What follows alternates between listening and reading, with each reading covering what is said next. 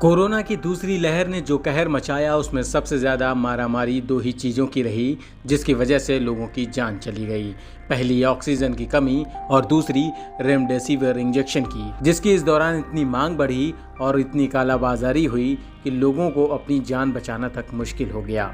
इन दोनों वजहों से बड़ी संख्या में कोरोना संक्रमित लोगों को अपनी ज़िंदगी से हाथ धोना पड़ा। लेकिन अब इन सब के बीच पूरे देश में कुछ राजनेता और अभिनेता ऐसे थे जो लोगों की मदद के लिए आगे तो आए, उन्होंने लोगों की खूब मदद भी की, लेकिन एक सवाल ज़रूर छोड़ गए कि जब इन चीज़ों की कमी से पूरा देश जूझ रहा था और बाज़ार में इन चीज़ों की उपलब्धता नहीं थी, सरकार को इस पूरे मामले पर सारी व्यवस्था को अपने हाथ में लेना पड़ा था, तो फिर इन नेताओं और अभिनेताओं के पास ये दवाइयाँ कैसे मौजूद हो गईं?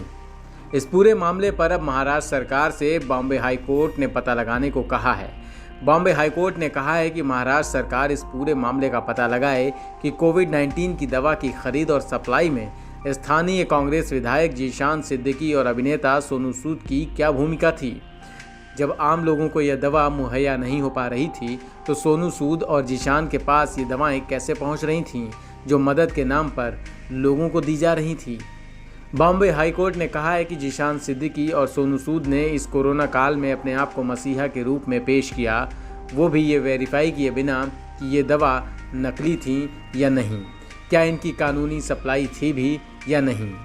इससे पहले मझगांव मेट्रोपॉलिटन अदालत में एक चैरिटेबल ट्रस्ट बीडीआर फाउंडेशन और उसके ट्रस्टियों के खिलाफ एंटी कोविड दवा रेमडेसिविर सप्लाई करने के लिए आपराधिक मामला दर्ज किया गया। अदालत को यह बताया गया कि सिद्दीकी केवल उन नागरिकों को दवा दे रहे थे जिन्होंने उनसे संपर्क किया था, इसलिए उनके खिलाफ अभी तक कोई कार्रवाई नहीं की गई।